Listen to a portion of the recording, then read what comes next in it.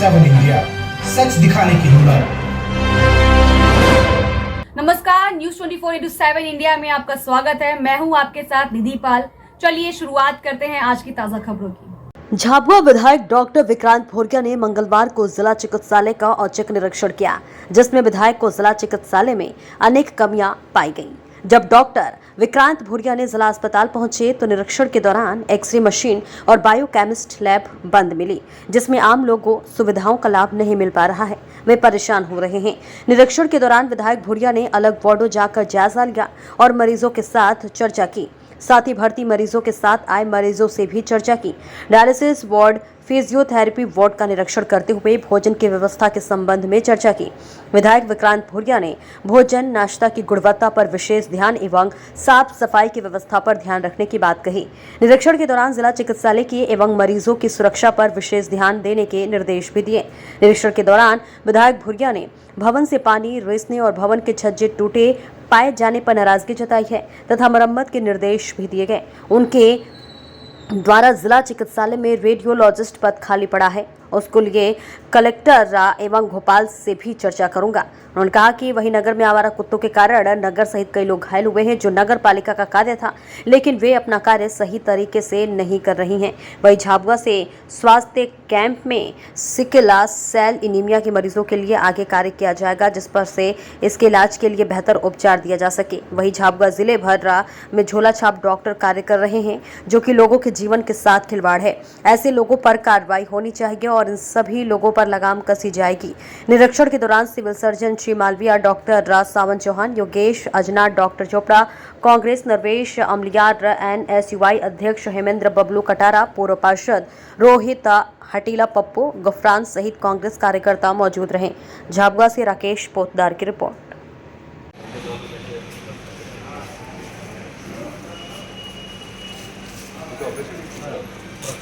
एक मिनट है ना। अच्छा, अभी तबीयत ठीक है? हाँ, अरे छुट्टी हाँ डिस्चार्ज कर।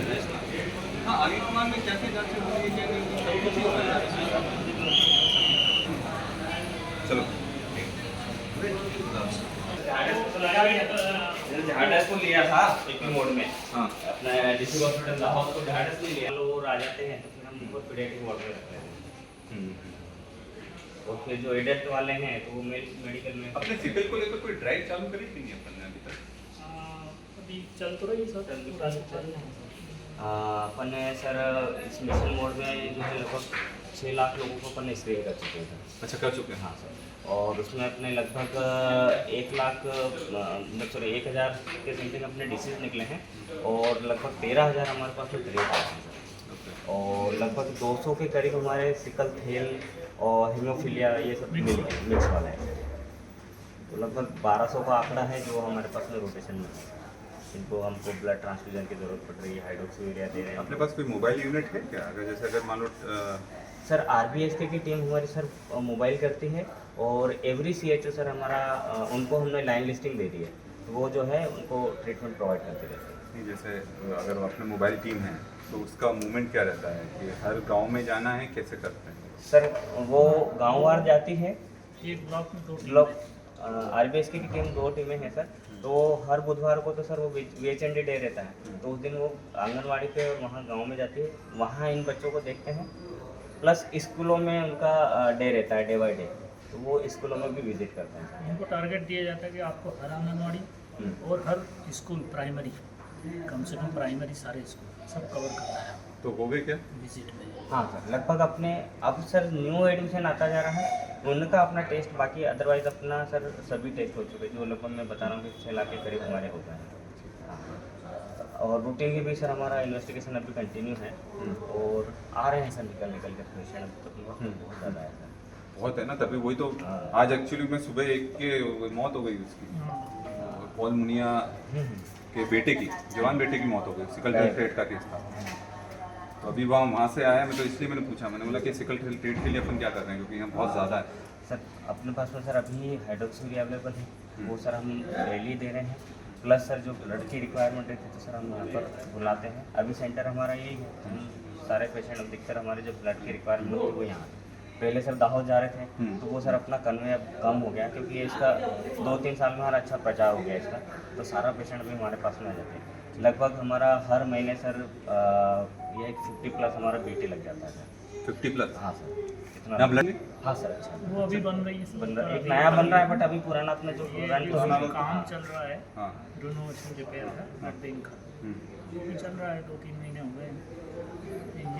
एक हर तीसरे या चौथे महीने पास अपने पास मेडिसिन होती है तो 7-8 आ जाता है। तो कभी कभी ऐसा होकर से क्राइसिस ज़्यादा होता है तो ब्लड ट्रांसफ्यूजन की ज़रूरत पड़ती है सर हमको। ऐसे ही हमारे बहुत सारे बच्चे हैं जो हर 2 महीने 3 महीने में आते हैं, तो ऐसे में क्या है पेरेंट्स बार बार दे नहीं पा रहे हैं, तो सर ऐसे में हम हमारे पास से अवेलेबल कराते हैं। लेकिन सर हमारे पास भी डोनर आते ही नहीं सर, अपने झाबा की बड़ी समस्या है सर। कुछ ड्राइव स्टार्ट करना पड़ेंगी तो बीच में पब्लिक की सर ड्राइव्स को। बीच में सर खांडे साहब थे, सुदाम खांडे साहब थे, तो उन्होंने हमको इंदौर से अवेलेबल करवा दिया था।